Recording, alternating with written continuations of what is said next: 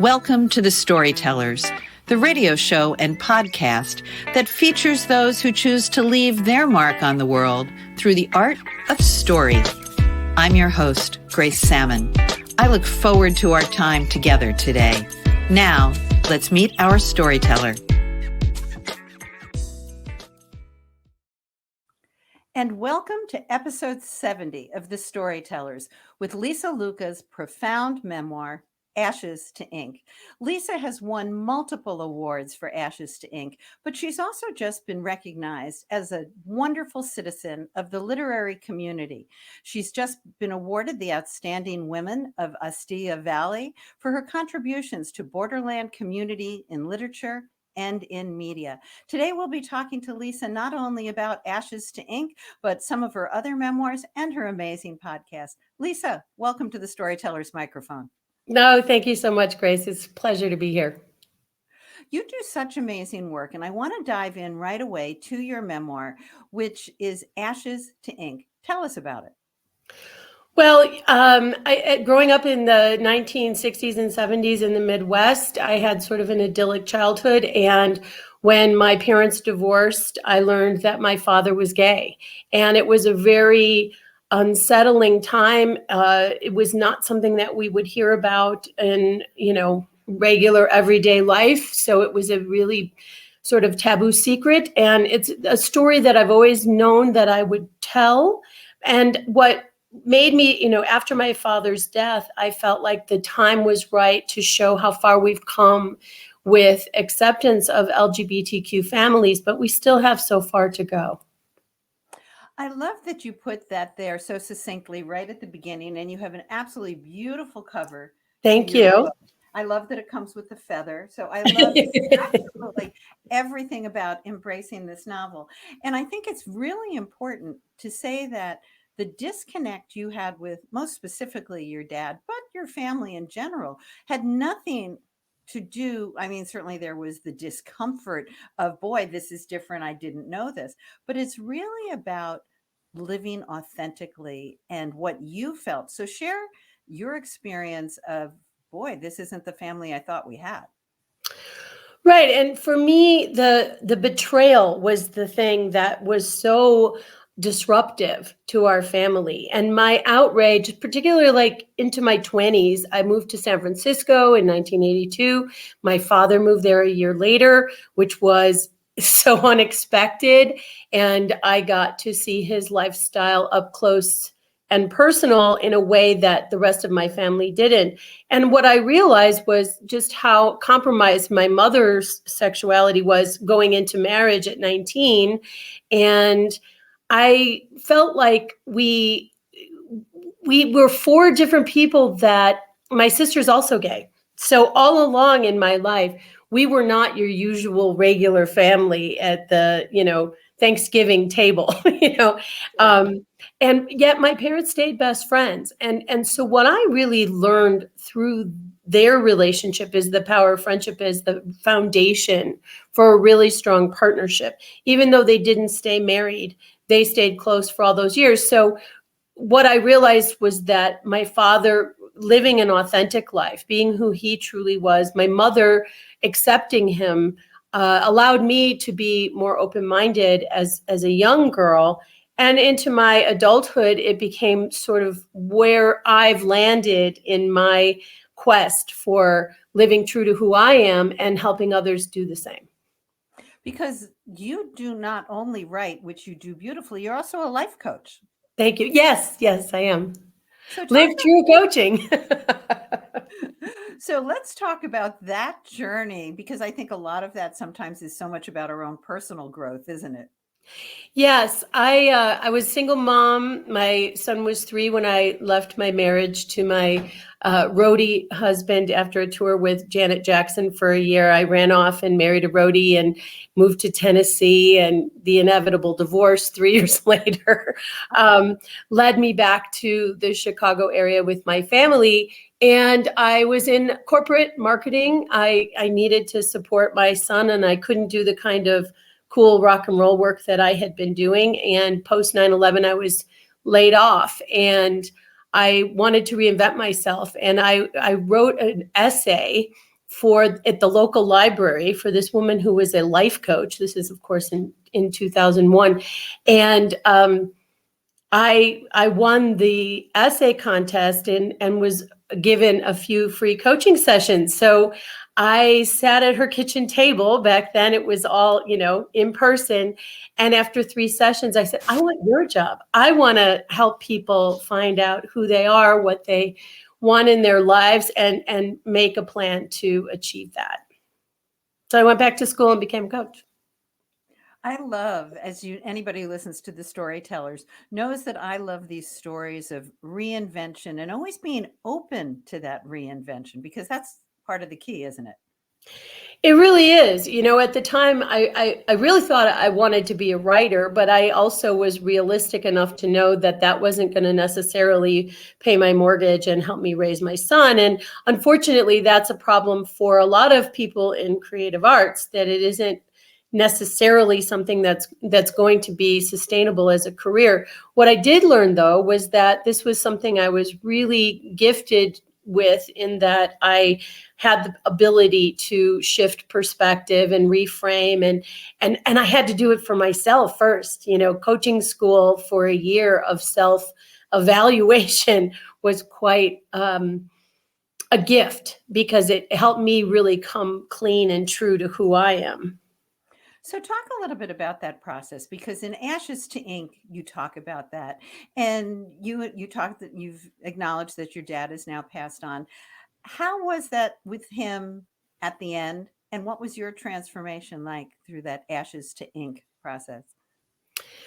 Well, what I realized throughout my life as I got older and more involved in the psychology world because of becoming a life coach, that my father and our problems really stemmed from his narcissism, and that in fact colored everything. And once I realized, as he was getting older and more frail, and I really wanted our last years to be closer, that if I allowed him to be who he was and stopped fighting against his need to be right, I just decided that would be a better way. So we had a lovely last few years in his life, and he was very proud of me as a writer. He was that was one of the things that connected us. When I did websites and things, he'd want to go over it with a red pen, and it made me happy to bring him into my world in that way.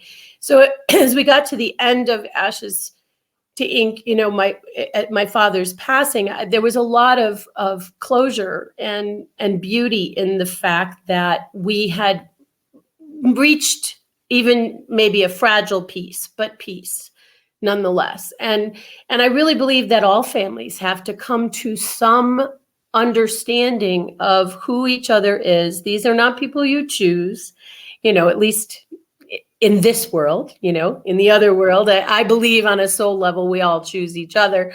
And so I came to that conclusion that, if I could accept my family for who they are and all of our differences, that it would be a lot easier to love them and then feel them accept me, because I was the one fighting against all the norms. I wanted an extraordinary life, and I came from a very ordinary place, except underneath were some extraordinary secrets.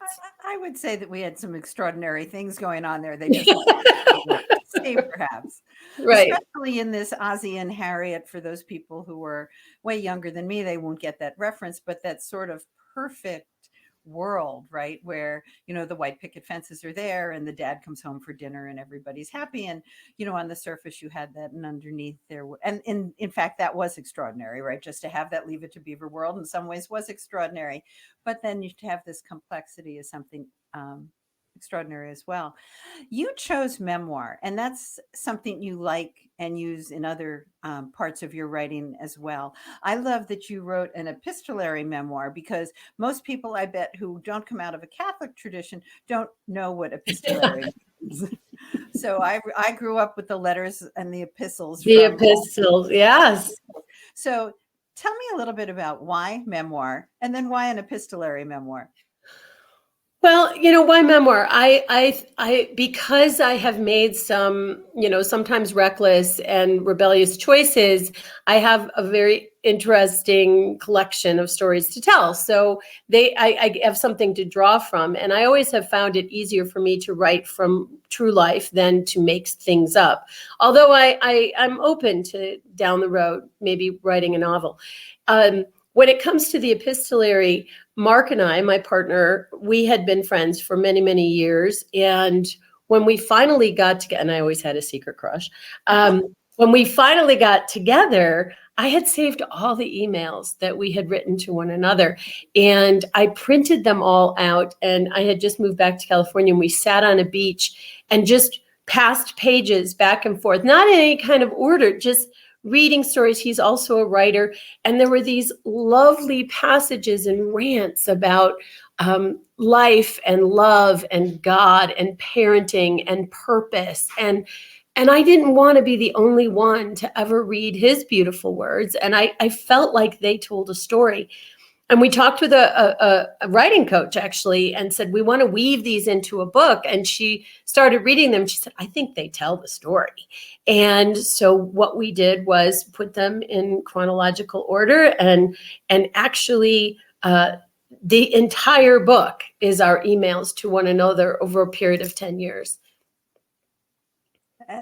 And the growth you must see in that, and some of the, excuse me, and some of the things you must have gotten hung up on in a 10-year period, which you can now look back on and say, seriously? Yeah, because he was unhappily married on the West Coast and I was in the Midwest and, single mom raising my son. And so we go back and forth over all the different challenges that we face and eventually find our way to one another. So it is a love story, which is kind of funny because when we finished reading all of these and there's a stack like this and he puts his foot on the stack and he goes, you know what? This is one heck of a love story. And I'm like, duh. Oh, that's fabulous. This is one I have not read of yours. So I'm going to look forward to that. But I'm also intrigued by Crone Rising. Can you tell us about that? Well, Crone Rising is a compilation of many stories by women over 40. I thought that was kind of a low bar for crone. Although, once upon a time, a crone was actually a woman in her 30s. Women, we didn't live nearly as long. And so there was a call for submissions. And I had just gone through I was turning 60 and I legally changed my name to Lucca, which was a name I had been writing under for 10 years. And I was owning my own inner crone. And I had a Zoom celebration with all my goddess girlfriends. And so the crone was really heavy in my psyche at that time. And when I saw the submission, I wrote sort of a Reader's Digest version of my story for that book. And it was one of the selections. I am fascinated, as anybody who knows and who listens to my work, this idea of as we grow older, continuing to learn, continuing to contribute. So I love that you embraced this crone idea of yourself and other women. What are some of the things you've learned as you've gotten older, Lisa? Well, I would say, one of the things that I like to think of is that we can choose to grow older or grow elder. And I intend to be a wise elder. I have young women in my life that I call my fairy goddaughters that have sort of come into my life over the years. Just met one actually in Santa Fe when I was at a retreat last week. And really trying to let women know what I've learned and help them on their journey, because I feel like it's a real privilege to grow older. A lot of people don't make it further in their lives than a young age. And so I honor that by not resisting aging and by embracing every new year as a new possibility. My birthday's next week. So I'm excited to get another year older. I think we as a culture have conditioned women to believe that aging is a bad thing and that we need to hide it and we have to try to be younger. And I think we need more voices who talk about the beauty of aging and how we can be a support to younger women as they go through their lives. I think you're exactly right. I'm 69 and I am stunned at, certainly the things like changes in my body, et cetera. But there's something very freeing about being this age. And it ties into what I would think, if I could be so bold, as your moniker of live authentically, live true. At this age, there's no more room for pretense, and there's no more room for putting up with what we don't need to put up with. Those are my big takeaways. So talk about your radio show, which is on public radio, and I've had the honor of being a guest on your show. But talk So about good. thank you. Talk about live true and being authentic. Okay, so Live True, my coaching is livetruecoach.com. I've been living this truth for a long time. So when we moved to Southern New Mexico, the opportunity to submit a program came up, and Live True made the most sense. And it really has evolved into a show that celebrates people living true to themselves and their creativity, and who are putting their voices in the world, putting their projects in the world, putting their beautiful meals or gardens or tables in the world. It doesn't have to be the classical arts to be creative. And so I really am trying to inspire people that when we are in creation and when we are makers, that we are more fully alive and present. And so that's really what the show has become. I interview writers, of course, but also, artists and change makers and teachers and all kinds of interesting people who, especially as they're going into their third act, those of us who are over 60, going into this legacy making time when we have an opportunity to take what we've learned, how we've grown, what we know, and funnel it into something that will live beyond us. One of the things I was so struck by in your writing and in some of the interviews I've listened to about you is you have a great sense of attention to detail. And it had to do with things as simple as, it's not just writing or painting, it's also putting a great meal on the table, or it is putting a garden together. It doesn't even have to be beautiful, but that's how you're expressing your true self. One of the things I was struck by in going back to Ashes to Ink was just what I thought was such a poignant little aside, which maybe others wouldn't get. But you talked about what it was like when your dad had moved out of the house and you noticed his toothbrush was missing for the first time. Yeah, I think that life is, God is in the details, people say. I really believe that life is in the details. And I think it's what we all are most connected by are those everyday things. And we get used to them. And when they're out of place or out of whack, that's when we can be alerted to change or make some adjustment. And it usually will be positive eventually. A lot of times the pain is really hard to go through. As a little girl, I didn't really understand what that meant, because every single day for 10 years of my life, Dad's toothbrush was in the same place. So I think it's important that when we see these little shifts that we are inquisitive and curious. Curiosity, I think, is what keeps us young at heart more than anything else. So we talked about being authentic. We talked about your amazing writing. And throughout all of it, there's also a theme of forgiveness. Am I right?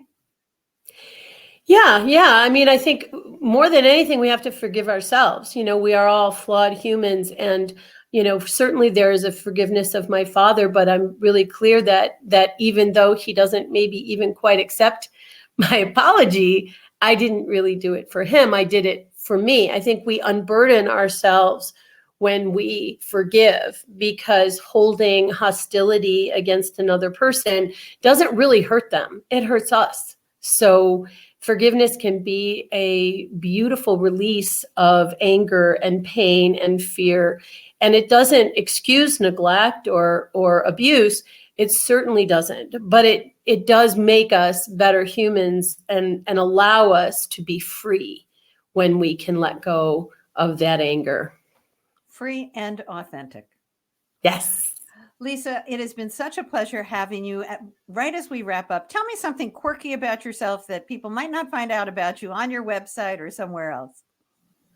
I'm a high school dropout. And I say that because I think there are times that I've had that little imposter thing because I didn't go to college, and I can feel really out of sorts around that sometimes. But I think it's important to it's an unknown fact that I don't publicize, but it also says that we can learn in a lot of different ways than school, and that I've made a point of that through books. Learn and succeed and share amazing words. And Lisa Lucca, thank you for being a guest on the Storytellers. Oh, thank you, Grace, so much. This has been a copyrighted episode of The Storytellers by Grace Sammon and Authors on the Air Global Radio Network. Thanks for being with us. That concludes this episode of The Storytellers. I'm so glad you could be part of the story today. I hope you share the stories, tell your own, and come back for another episode, because when our stories are told, everything changes. I'm Grace Sammon.